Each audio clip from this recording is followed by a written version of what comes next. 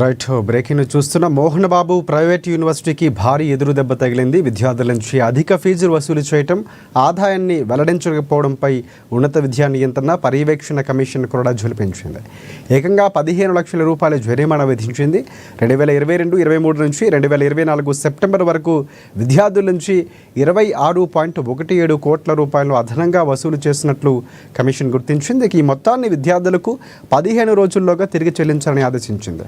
ఇదే అంశానికి సంబంధించి పూర్తి అప్డేట్స్ అందించేందుకు మా ఫిలిం రిపోర్టర్ అశోక్ మనకి ఫోన్లలో సిద్ధంగా ఉన్నారు. అశోక్, చెప్పండి పూర్తి అప్డేట్స్ అంటే. Thank you Rajasekhar.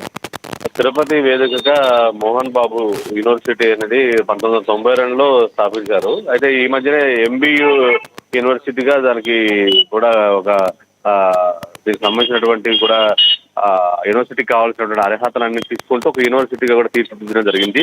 దీనికి సంబంధించి కొన్ని సంవత్సరాలుగా విద్యార్థుల దగ్గర అధిక ఫీజులు వసూలు చేస్తున్నారు. అలాగే కావాల్సినటువంటి ఎక్కువ ఇబ్బంది పెడుతున్నారు. చాలా మందికి స్కాలర్షిప్స్ ఇవ్వకుండా, అలాగే గవర్నమెంట్ ఇచ్చినటువంటి ఇవన్నిటి కూడా స్కాలర్షిప్స్ కావచ్చు, ఇవన్నీ కూడా నిబంధనలకు విరుద్ధంగా వసూలు చేస్తున్నారని, హైయెస్ట్ పేమెంట్స్ తీసుకుంటున్నారని చెప్పేసి ఆంధ్రప్రదేశ్ ఉన్నత విద్యా మండలి కమిషన్, అలాగే పర్యవేక్షణ కమిషన్ సంబంధించినటువంటి ఒక కమిషన్ వేయడం జరిగింది. దీనికి సంబంధించి సిఫార్సు చేసింది 15 లక్షల రూపాయలు ఇవ్వాలని, అలాగే 26 కోట్ల రూపాయలు సుమారు వసూలు చేసినటువంటి డబ్బులన్నింటి కూడా తిరిగి ఇవ్వాలని చెప్పేసి అన్నారు.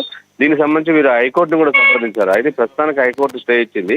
ఇటువంటి టైంలో ఇటువంటి సిఫార్సు చేయడం ఇది కేవలం ఉద్దేశపూర్వకంగానే చేస్తున్నారు. కావాలనే ఇది అంతర్జాతీయ స్థాయిలో ఈ యూనివర్సిటీకి పేరు వచ్చింది. ఎంతో మంది విద్యార్థులు ప్లేస్మెంట్ విషయం కావచ్చు, ఇన్ని సంవత్సరాలుగా మేము ఎప్పుడు కూడా ఎక్కడ చేయలేదు. ఇటువంటి టైంలో ఇది సరైన పద్ధతిగానే మంచు విష్ణు అలాగే మోహన్ బాబు కూడా ఈ విషయం పట్ల ఒక ప్రకటన కూడా విడుదల చేశారు.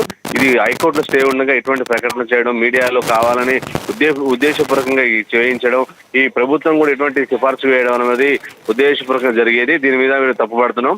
గౌరవ హైకోర్టులో ఉన్నప్పుడు ఎటువంటి ప్రతిపాదనలు చేయకూడదు. దీని మీద సివియర్గా దీంతో మా ప్రతిష్టను భంగపరచాలని చూస్తున్నారు. మా యూనివర్సిటీని కూడా దిగజార్చే ప్రయత్నం చేస్తున్నారని విద్యార్థుల్ని, తల్లిదండ్రులను కూడా అయోమయం పరిచే విధంగా ఉంది.